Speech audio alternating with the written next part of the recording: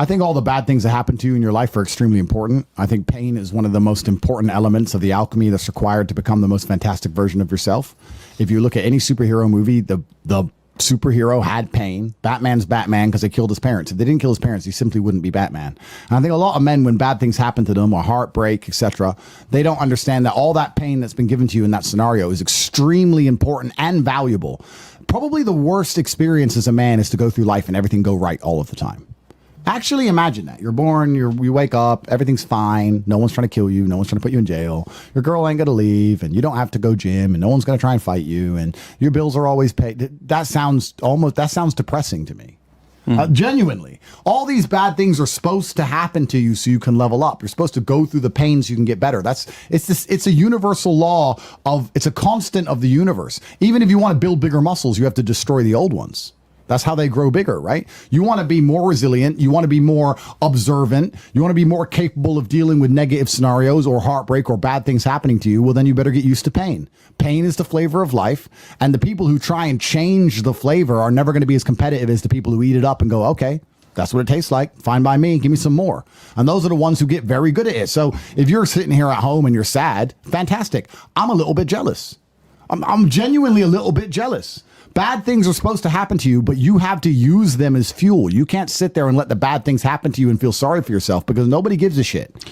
I don't give a shit. Your friends barely give a shit. The girl doesn't give a shit anymore. You got to take all that pain and turn it into something good. That's your responsibility as an adult because that's the only thing that allows you to have absolute sovereignty and control of the situation. I want to say this too real quick. Reddit doesn't give a shit. Your blogs don't give a shit.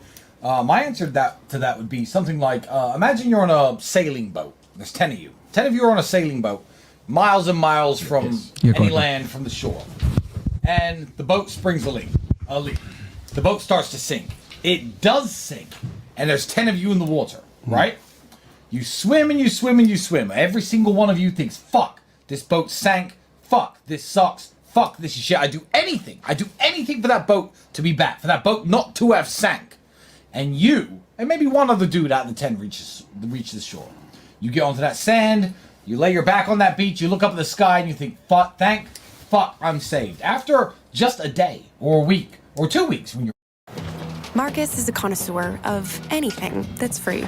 So he was happy to read the disclaimer on TurboTax Free Edition. Finally back in civilization, you will be so happy that boat sank, because that will be a defining moment of your life. Now, the sinking ship can be an analogy to, I think, everything... that every man has been through. You ever had your heart broken when you were younger? You? Of course. You?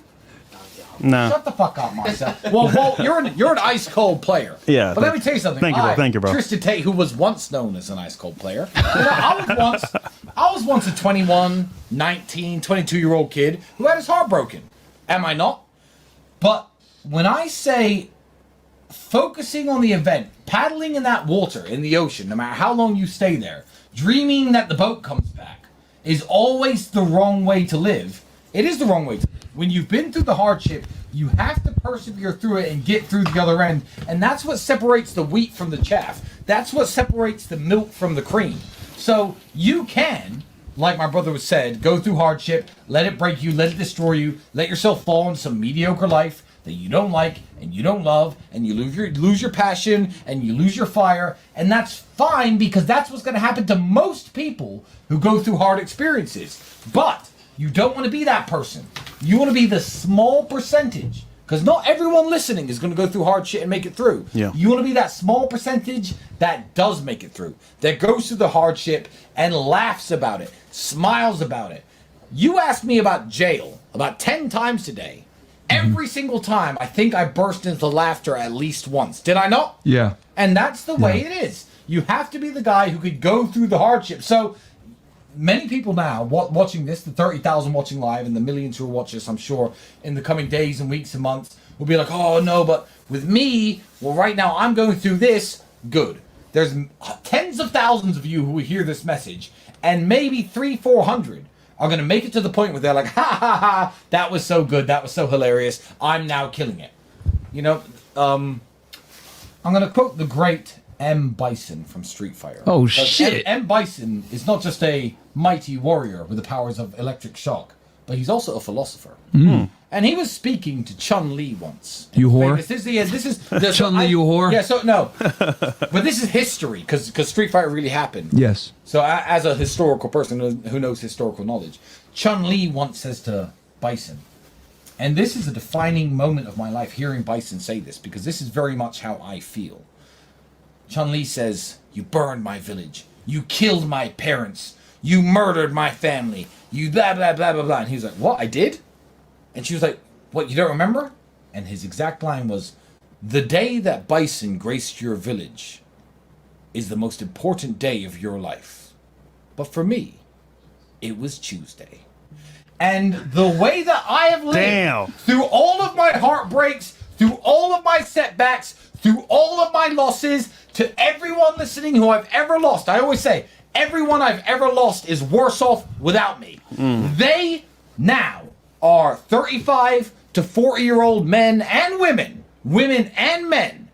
And the most interesting fact about them, the first thing they bring up within 10 minutes of conversation with anyone they meet is, "Yeah, I used to date Tristan Tate. Yeah, I used to be friends with Tristan Tate. And I don't even remember who the fuck they are."